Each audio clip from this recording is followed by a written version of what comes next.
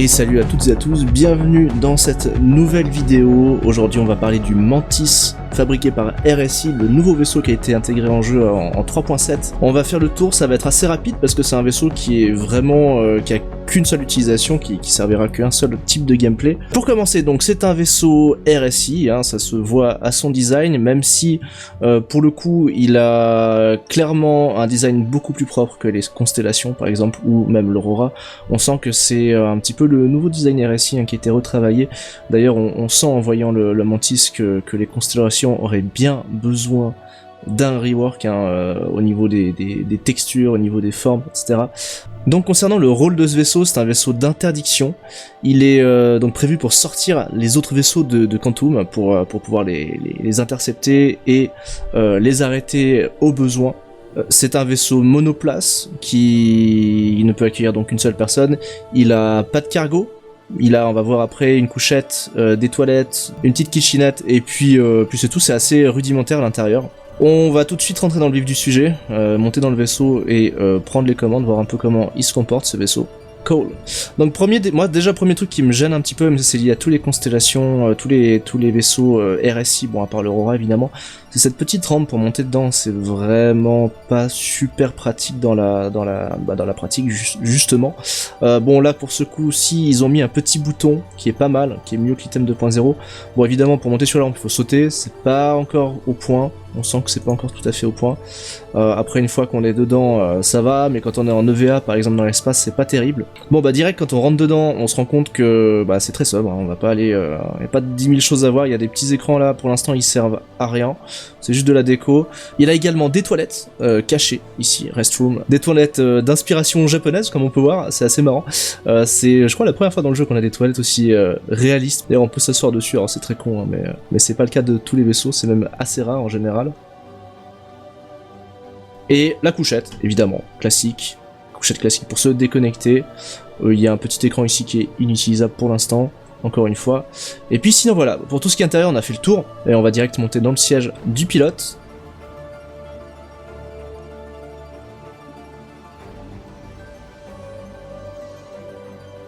Déjà première chose qu'on peut voir c'est la visibilité. D'ailleurs petite parenthèse par rapport à ça, la plupart des vaisseaux RSI ont des arceaux en acier trempé un peu partout sur leur cockpit. Le RSI Mantis est le premier qui a un cockpit très clean comme ça, j'aime beaucoup. On va aller décoller, on va voir un peu ce qu'il vaut en atmosphère, vol atmosphérique.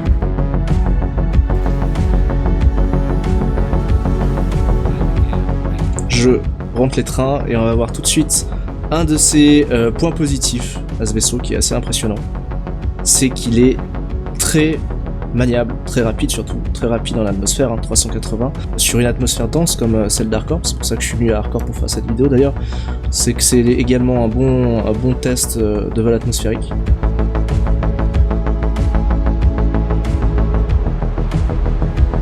Il a une très bonne portance, il est très maniable sur les rolls, c'est-à-dire cet axe de rotation, donc ça lui permet de vite virer sur l'aile par exemple. Après voilà, on va voir plus tard que c'est un vaisseau qui a un gameplay exclusivement spatial, donc à voir à quel point c'est très utile pour ce vaisseau d'avoir ces capacités là en vol atmosphérique. Je vais activer le boost pour voir à vitesse max avec le boost, évidemment ça va vite surchauffer mais on va essayer.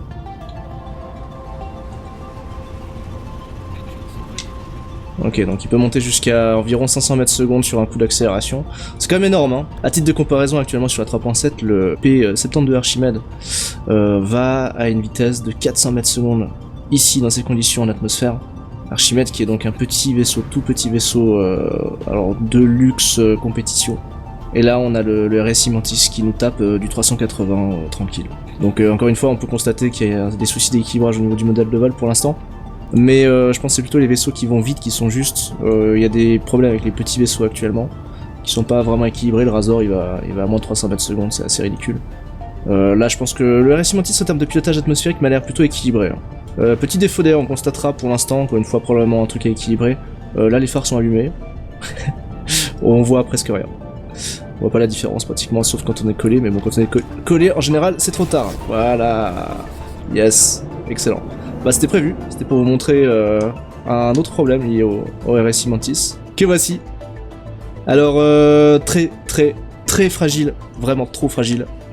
Bon là j'ai frôlé un bâtiment, mais ça peut très vite arriver, hein, évidemment, si vous faites focus. Alors, on va faire le tour des stats après à côté. Et il a un autre problème également, c'est que son propulseur principal et ses rétropropulseurs et une partie de ses propulseurs de manœuvre sont sur ces petites nacelles, là, qu'on voit, qui sont clairement attachées à un fil au reste du vaisseau. Donc très joli, hein, mais dans la pratique c'est ultra fragile. Moindre choc, vous perdez la plupart de vos outils de propulsion. Là il m'en reste un, ça va me suffire pour aller me poser pour réparer et repartir, je pense. On va essayer ça tout de suite ensemble. Alors là avec un seul propulseur ça va, pour l'instant il tient le coup. C'est assez particulier. Au niveau de la maniabilité, je suis en couplet. On sent qu'il n'est pas aussi précis qu'avec les deux, ce qui est plutôt normal. Voilà, ouais voilà, là ça part en couille. Ça part en couille, ok nickel. On reprend le contrôle. Donc je vais aller me poser, je répare, on se retrouve, je vais sortir directement de l'atmosphère et on va se retrouver pour le test de pilotage spatial.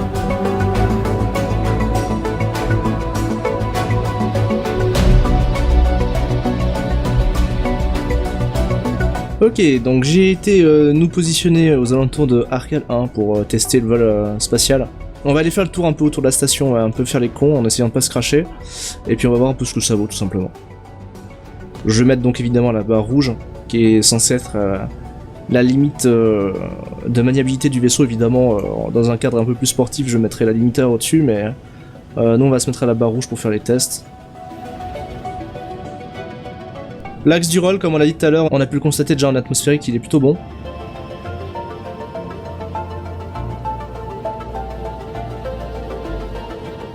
Le lacet est correct. Le lacet, le pitch. On va dire que pour un vaisseau de sa taille, c'est quand même très bon. Hein. Pour un vaisseau de sa taille, c'est quand même très bon. Je pense que c'est un de ses atouts d'ailleurs, en termes de pilotage, et par rapport à sa taille, il est assez maniable. Donc bon, à la barre rouge, on voit qu'il n'y a pas de problème, hein, c'est très maniable. Je vais augmenter un peu la vitesse, voir un peu comment il réagit avec l'inertie, etc. Attention aux antennes, elles sont dangereuses, celles-ci. Je vais changer de trajectoire, passer à l'intérieur de l'anneau. Un petit coup d'afterburner pour voir. Ok, on va passer à l'intérieur. Ok, les strafes sont corrects. Les strafes sont corrects. La reprise sur les propulseurs principaux est pas mal. Honnêtement, c'est pas mal. Honnêtement, c'est vraiment plus que correct. Hein. Pour son gabarit, encore une fois. Oula, il y a des antennes qui sont très très dangereuses, on les voit presque pas. On va pas faire le con, on va retourner au soleil. Non, niveau maniabilité dans l'espace, vraiment bon. On va peut-être penser à changer les refroidisseurs pour éviter d'avoir trop de surchauffe. Ok, je crois qu'on a fait le tour au niveau du pilotage spatial. Voilà, donc on se retrouve dans l'Arena Commander pour faire le tour des composants. Oui, on va faire ça dans l'Arena Commander, c'est plus simple pour des questions de pratique. On va faire le tour technique un peu des composants du vaisseau pour voir un peu comment il est équipé de base et les emplacements qu'il a également. Donc pour commencer, tout est en taille 1. On pourrait se dire qu'il a le gabarit d'avoir des composants taille 2, ou en tout cas certains. Malheureusement, c'est pas le cas, il est tout en taille 1. Il a les mêmes slots d'équipement qu'un Gladius par exemple, c'est-à-dire un générateur d'énergie, 2 shields et 2 refroidisseurs. Donc pour commencer, en générateur d'énergie, il est équipé de base avec un Regulus, donc Regulus qui est dans la moyenne plutôt bonne des générateurs d'énergie. Vous pourrez le changer par la suite, mais de base on va dire que ça fera le taf. Au niveau des couleurs, il est équipé en brasseur également. Les brasseurs ils sont pas exceptionnels, donc ça je vous invite à les changer vraiment rapidement. Ça pourrait vous aider pour pas mal de choses, ne serait-ce que pour éviter les surchauffes quand vous pilotez et quand vous utilisez le système d'interdiction. Au niveau des shields, encore une fois, dans la moyenne, vous pourrez vite les changer. Il faut savoir qu'il a de base 6800 points de vie, en tout cas pour l'instant, tant que les dégâts physiques des vaisseaux sont pas calculés par zone sur le vaisseau, etc. Donc pour l'instant c'est un petit sac à PV de 6800 points de vie, sachant qu'un Gladius en a à peine moins, mais beaucoup plus petit et maniable, donc on est sur une cible vraiment facile. Donc moi je vous invite évidemment à changer ces boucliers de base, les deux all-stop qui sont installés, éventuellement faire un mixte entre le Force Wall et le Chimère, ça passe toujours bien pour avoir le bonus de régénération du Chimère et le bonus de points de vie du Force Wall. Évidemment vous pouvez mettre un bouclier plus axé sac à PV pour temporiser sur un burst DPS et vous barrer très vite avant de prendre plus de dégâts. Au niveau des armes, il est équipé de 2 armes de taille 3 fixes, donc 2 emports d'armes de taille 3. Il est équipé de base de 2 FL-33, c'est les nouvelles armes qui sont là depuis la 3.7. C'est des canons laser, ils ont une portée de 3000 500 mètres, ce qui est vraiment assez énorme. Donc ça c'est cool parce que c'est du coup un vaisseau qui pourra assister éventuellement ses équipiers pendant que ces derniers font le taf. Donc il pourra les assister de loin sans prendre trop de risques, vu qu'il est très fragile, c'est plutôt un avantage. Évidemment en arme fixe ça va être compliqué de toucher à 3500 mètres, surtout les petites cibles. Mais en soi les armes sont pas mauvaises. Après voilà, il y en a que 2 et c'est vraiment pas un vaisseau de combat, il est pas prévu pour, il est pas bon dans ce domaine, c'est une chips. Il y a aucun intérêt à aller faire du combat avec ce vaisseau, à part vous faire détruire, et on va voir pendant la conclusion que ça va d'ailleurs être un peu son point faible pour moi, de mon point de vue, pas qu'il soit pas apte au combat, mais qu'il soit en danger de mort à chaque combat, donc à chaque fois qu'il applique son gameplay principal. Bref, on fera le point après là-dessus, et c'est pas les armes qui changeraient ce problème là de toute façon. Au niveau des armes toujours, il a 4 missiles pour l'assister, c'est pas exceptionnel, mais bon, encore une fois, on s'en fout un peu, c'est pas le but de ce vaisseau. Dernière chose, j'aurais bien voulu voir un Quantum Drive de taille 2 dessus, dans le sens où ça aurait été pas mal de pouvoir rattraper éventuellement des petites cibles que tu as envie d'intercepter. Vraiment pas indispensable. À choisir, j'aurais préféré un 3ème bouclier en fait, à vrai dire. 3ème bouclier, ça aurait pu être cohérent pour ce vaisseau. Ça aurait été pas mal en termes de capacité défensive. Donc voilà, on a fait le tour des composants. On va passer maintenant au vif du sujet, c'est-à-dire le gameplay d'interdiction.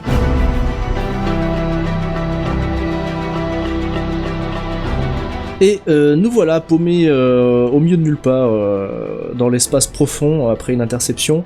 Je vais vous montrer maintenant comment définir un endroit où vous placez pour faire une interdiction.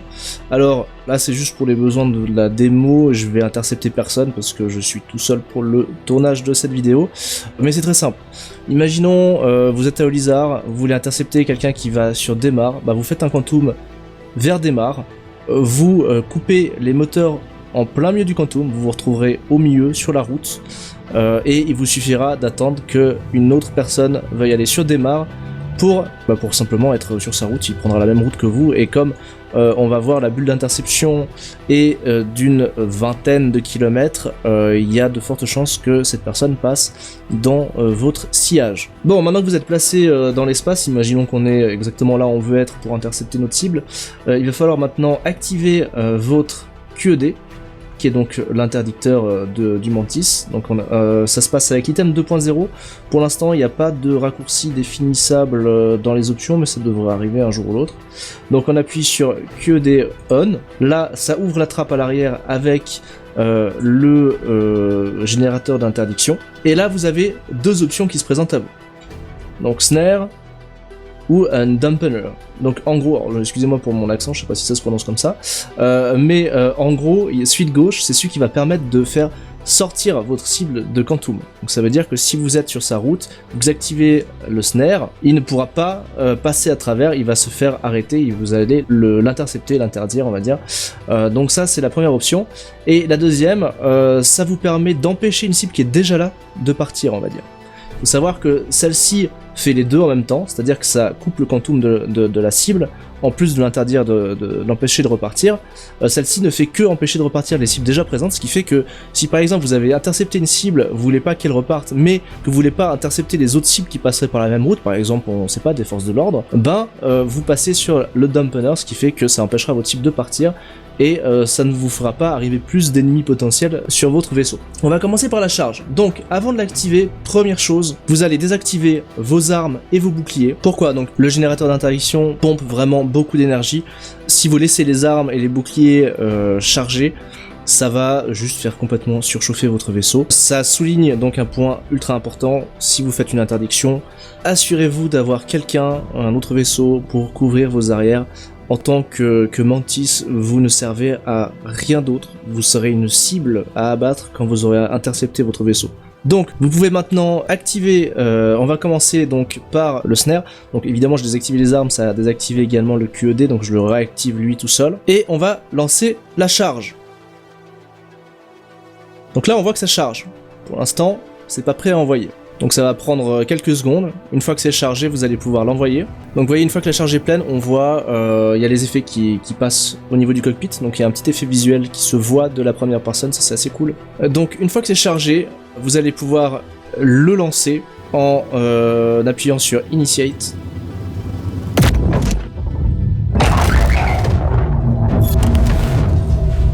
Et là, la bulle d'interdiction est en place. Il n'y a pas de chiffre exact à ce sujet-là pour l'instant, donc c'est des approximations, mais on peut compter entre 20 et 30 000 mètres de diamètre pour la bulle, ce qui est déjà largement suffisant pour faire une interdiction, surtout pour un vaisseau de ce gabarit. Donc une fois que vous avez terminé pour le couper, bah tout simplement snare cancel. Voilà, et là vous pouvez voir, pendant un certain temps, il va y avoir un temps de refroidissement en fait. Alors, un temps de refroidissement, en gros un cooldown, pendant lequel vous ne pourrez pas réutiliser l'interdiction. Voilà, donc on peut constater que le générateur d'interdiction a fini de refroidir. On va pouvoir donc tester vite fait ce qu'ils appellent Dampener. Vous l'activez. Ça va seulement interdire aux autres vaisseaux déjà présents de partir en quantum. Et la bulle d'effet est théoriquement aux alentours des 20 km également. Donc encore une fois, si je me trompe au niveau des chiffres, excusez-moi, le vaisseau est en jeu depuis pas très longtemps, donc difficile de trouver des informations.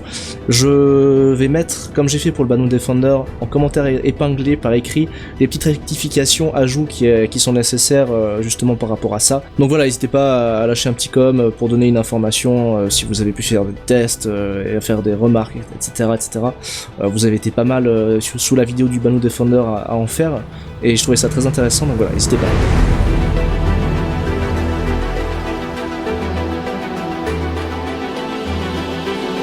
Ok, bon bah on se retrouve sur les toits d'Arcorp pour la conclusion de cette vidéo. Concernant ce petit RSI Mantis, il y a quand même pas mal de points, on va dire, négatifs à citer. Il y a des points positifs également, hein. Par exemple le gameplay d'interdiction qui amène avec lui, qui est vraiment intéressant. Ça va permettre de faire pas mal de choses d'un point de vue, gameplay, multi, etc. On a pu tester à plusieurs lors de mes derniers streams comment ça fonctionnait, etc. Donc ça marche plutôt bien, hein, l'interception, il n'y a pas de souci par rapport à ça.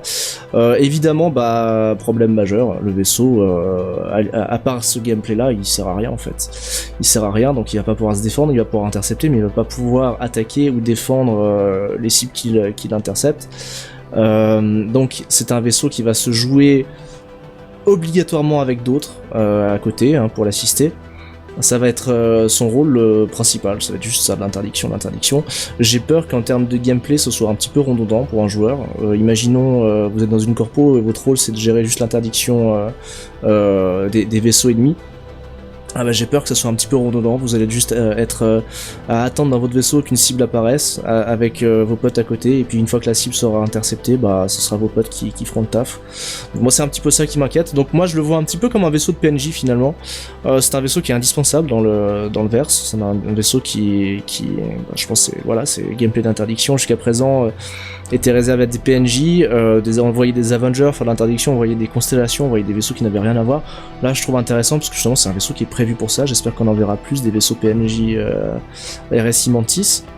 Sinon, bah, dans le cadre d'une corporation, il peut être intéressant, si vous êtes dans une corpo de combat, de police, de mercenariat, etc., ou de défense, vous avez besoin de ce genre de gameplay, vous en aurez un ou deux peut-être, un ou deux RSI Mantis pour faire le taf. Sinon, au niveau des autres points qui me chiffonnent un petit peu, c'est vraiment son aspect fragile.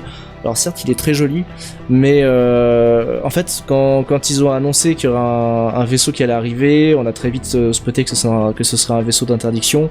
On avait pas mal spéculé, et moi j'imaginais vraiment un petit vaisseau, certes, mais très résistant, un peu comme Terrapin en mode tortue, dans le sens où il est très peu armé, mais très résistant dans le cas où justement il doit encaisser des coups. Pour moi, un vaisseau d'interdiction, il doit pouvoir encaisser des coups, même s'il va pas forcément avoir une capacité offensive. La team qui est avec lui doit pouvoir agir, que ce soit attaquer l'adversaire ou même défendre le vaisseau d'interdiction, hein, sans on va dire risquer de perdre ce vaisseau trop facilement. Là je pense que on envoie deux chasseurs un minimum efficace dessus, même avec une défense efficace, ça va aller tellement vite de l'exploser que la team qui est avec va vraiment avoir de la peine à le défendre en fait. Donc voilà, moi j'aurais bien voulu un vaisseau quand même plus défensif, quitte à avoir un vaisseau moins rapide, parce que le problème, voilà, alors, ça c'est un de ses avantages, il est très rapide et très maniable, donc c'est bien, hein, ça permet d'éviter les tirs, etc. Dans le cas de la maniabilité, dans le cas de la vitesse, ça permet de fuir, mais fuir quand on est en groupe c'est pas l'idéal, parce que c'est se retrouver seul, ça veut dire que tu sèmes tes ennemis, mais tu sèmes également tes alliés. Donc voilà, moi je trouve que c'est pas très cohérent comme choix de design de vaisseau pour faire de l'interdiction. À voir dans la pratique comment ça va se passer. Donc voilà, ma conclusion c'est si vous êtes quand même intéressé, bah faites-vous plaisir, il est quand même 150 $, hors taxe. Ils font un pack upgrade depuis un Aurora vers le RSI Mantis. Je comprends pas trop. Pour moi, c'est pas un vaisseau qui est pour quelqu'un qui a qu'un seul vaisseau, par exemple. Si vous avez qu'un starter pack, ne prenez pas le Mantis, il vous servira à rien, quoi. Prenez autre chose, prenez un Cutlass, prenez un Freelancer, prenez un Avenger Titan à la limite, mais prenez surtout pas un Mantis, il vous servira à rien tout seul. Et puis sinon, je crois que j'ai fait le tour en fait. J'ai fait le tour de ce vaisseau, il n'y a pas grand chose à dire de plus. D'ailleurs, j'en profite, vous avez été nombreux à me faire des retours sur ce nouveau format. Ça fait vraiment plaisir de voir qu'il vous plaît, de voir tous les retours qu'il y a dessus, etc. Moi, je suis vraiment content parce que c'est un truc qui me plaît bien à faire. C'est un format qui est un peu sur le coup comme ça. D'ailleurs, j'ai essayé d'améliorer. Normalement, il y a beaucoup moins de bruit de clics, de clavier, etc. Je me suis arrangé un peu. Après, au niveau du dialogue, ça, c'est pas une voix écrite. J'improvise un petit peu là. Je vous fais la présentation du vaisseau. Ça fait que depuis hier qu'on est en live. J'ai eu très peu l'occasion encore de le tester dans la pratique. Donc voilà, c'est un avis à chaud que je vous donne évidemment.